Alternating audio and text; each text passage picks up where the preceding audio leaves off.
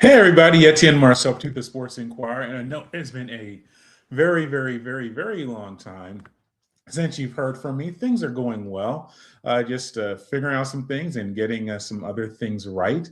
This is not going to be the Sports Inquirer show. We're going to save our show for the future. Just want to do some musings on today is March 17th.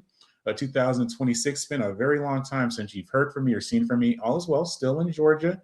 Still, I have not been able to do too much inquiring things, just figuring out some stuff. But now, Lord willing, things are better. So I will now be able to do some more content and more contributions and everything like that. But as I said, we're going to do a show very, very soon. But this is just some musings, just some thoughts that I've had. I can't recap the past 3 months in a 10-15 minute frame, but we're going to try our best. But overall, I'm just going to go over some topics or things that have been going on over the past few days, just my thoughts on them, and then kind of formulate what I'm going to be focusing on a little bit more on the show. First thing is Atlanta United. Really slow start to the season, but it was really good seeing them get that win over the Philadelphia Union a few days ago. Very important for Atlanta in several ways. Obviously, with Tata Martino, his second stint with the team, going winless the first 3 matches, that's not really a good start. But you saw some positives from Atlanta's, and you saw more aggression offensively. And it really comes down to their top three guys up front. Miguel Almiron, Latte La, and of course, Lexi Moranchuk. If those three guys are going and finding synergy, that is really what's going to carry the team. And Latte La getting a first goal of the match for Atlanta was really big. So Miguel Almiron being very active on both ends of the field. Even Alexei Moranchuk, he was a contributor. You saw him being a productive player on the pitch. So that's very, very important for Atlanta, as they progress through this really unique season. This MLS season is the most unique one in history of the league, with the World Cup having a break from that, and trying to transition into ultimately that fall schedule, that fall/spring schedule, instead of just strictly kind of spring and summer schedule. And I said with the World Cup, it's just a lot going on with the schedule and transfer windows and everything like that. But Atlanta, which I think coming into last year, expectations were pretty high, and then obviously just the struggles with the team and having their worst. I think it was their worst season in MLS history in their franchise, which says a lot for an expansion team to have their worst record in its history already established, already winning a championship before. So now they are trying to refine themselves, and it was a really good sign of seeing what they did against the Philadelphia Union. So I have some more thoughts on the upcoming show, previewing their upcoming match. The Atlanta Hawks. We did our preview with the Hawks when we were a little bit more active. Spoke with Trae Young about this upcoming season, being a leader on the team and everything like that. And now we're speaking on March 17th. He's a Washington Wizard. And now you see Atlanta with a 10-game winning streak. They defeated Orlando Magic 124 to 112. Mikel Alexander with a career high 40-plus points in the victory last night. It's just been a really interesting season for Atlanta. I said coming in, and I was talking to some of the media people, some of my fellow media folks, and I was saying it would be a major disappointment if they are in the play-in game for the Eastern Conference. That was before the season started. And the season started, really bad start. Trae Young gets injured. Just a lot going on. Ultimately, he is moved. He's traded. Kristaps Porzingis is traded. Everything like that.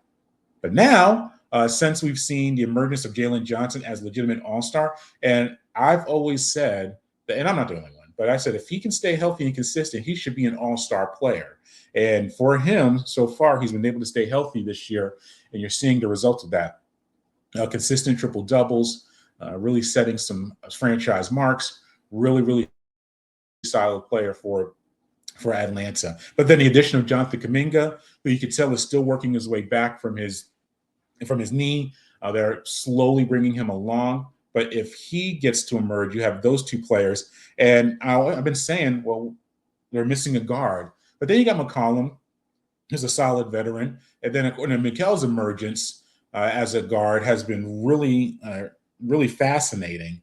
And it'll be really interesting to see what happens with the team when the draft comes up, and seeing it may be the most stacked draft in a decade as far as top to bottom. With like, you have a legitimate lottery of guys, and Atlanta's going to have the Pelicans pick, which can be the first overall or even top 5. That's going to be a really good position for Atlanta.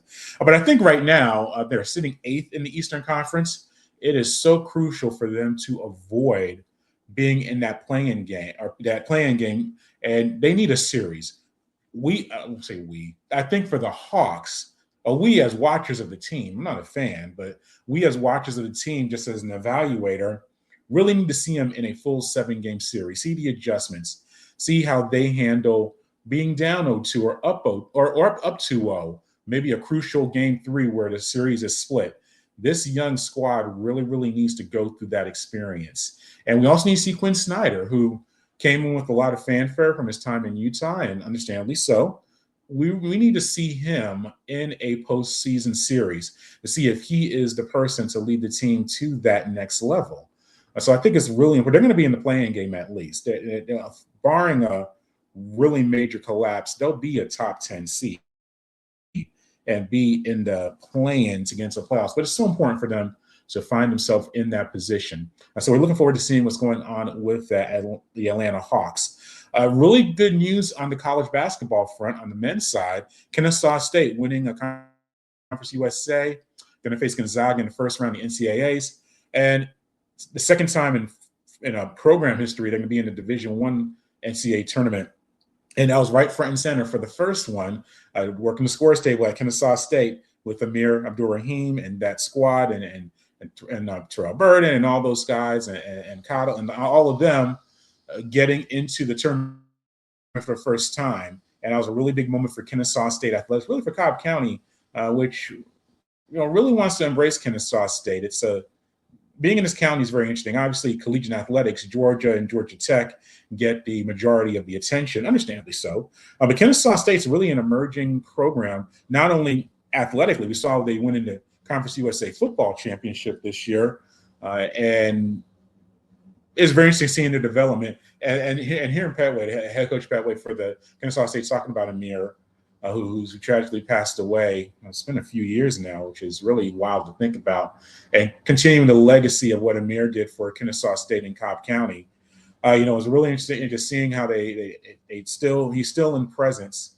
So as someone who got to interact with him quite a bit, it's very, very good seeing Kennesaw State really continue Amir's growth with the program, growing the program, and his impact on the community. And he's a Cobb County guy. He went to Wheeler High School here in Cobb County. He's a Cobb County guy, and But anyway, seeing Kennesaw State back in the NCAA tournament and making a little bit of a run. I mean, they've got a lot of injuries. We know what happened with Cottle and the FBI investigation and everything like that. So to make it through all of that and find themselves in the NCAA tournament really is a testament to the Kennesaw State, the coaching staff, and those players in the program finding a way. And they're going to face Gonzaga in the first round of the NCAAs. And then Georgia men's basketball is going to face St. Louis in the first round. Another 2 Georgia teams in the NCAA tournament. Should be more. And we're going to get to some other programs dealing with coaching changes in a moment. But hopefully we'll do an NCAA tournament preview sooner rather than later, because it is coming up. I'm recording this on March 17th. We have play-in games, or the first 4. I think that's what it's called. So that's coming up later tonight. So I don't have really thoughts on that necessarily, but I got to get my bracket in and get that done. But speaking of the change NCAAs, or as far as the men's basketball, some changes going on in Georgia State basketball in general. Gene Hill's retiring, or he stepped down from the women's basketball position, and then Jonas Hayes was relieved of his duties with the men's basketball team. So Georgia State really going through some. You got to think of it, because the basketball teams, both of them had disappointing campaigns. And I was down there for a game or two this year, and you can tell the energy is not strong there for the basketball programs. Beautiful arena, good location. and there's just not a buzz, not a presence with those programs. And I think when you look at the football team as well, and those the struggles of them, your three probably most highlighted programs, football, men's, women's basketball, are not in good positions. And two coaches were relieving their duties, and with the football team, you may have some questions about what's going on with that program. So yeah, it's interesting what Georgia State does over the next few weeks, because they have to get new head coaches for their basketball teams, and then also just preparing for their 2026 football campaign, and seeing what they can do there. Just some other miscellaneous notes in the world of sports. Been intrigued by the World Baseball Classic. Tonight, the United States plays Venezuela in the championship game. I really love the energy of the Latin teams, Dominican Republic, Venezuela. A lot of energy. It's going to be in Miami, I believe. That's going to be a really raucous scene. U.S. team, very business-like approach. And obviously going into it, the U.S. was the favorite, and I would still say they're the favorite, because you look at the pitching depth, and you saw that in full display in a 2-1 win over the Dominican Republic. The United States pitchers really shutting down that potent lineup. It just showed what they can do. But overall, I think it's good. I don't really get people complain about it, and obviously I'm in the sports media age where trolling and really being loud and contradictory to everything is a market for it, and there are many of them out there. But I don't understand how you can complain about competitive baseball this time of year. I think it's a good thing. And if you don't want to watch it, just don't watch it. But people are watching it. You're seeing the numbers be pretty solid. But I've enjoyed it. Tonight, I'm looking forward to watching that championship game after I finish my work at my regular job, or one of my regular jobs. So I'm looking forward to watching that contest and seeing everything that's going to be happening with that. So we'll see what happens there. I'll have some thoughts on that game when it finishes. Thanks for listening and watching this Sports Inquirer Musings. Wasn't exactly a show, but I just wanted to talk with y'all. It's good to be back talking to you. Hopefully I can hear from a few of you about how things are going in your world, what you want me to talk about in Metro Atlanta sports and beyond. But still, as always, to follow everything that we do, head to the mothership, sportsinquirer.net. You can also go to our social media platforms on Twitter/X, Instagram, and Facebook. And make sure you like, share, and subscribe to our audio and video hosts, which include YouTube, SoundCloud, Spotify, also Apple Podcasts, all of them. Just go ahead and just look us up under the Sports Inquirer. And until next time, good fight, good night, and be safe, y'all.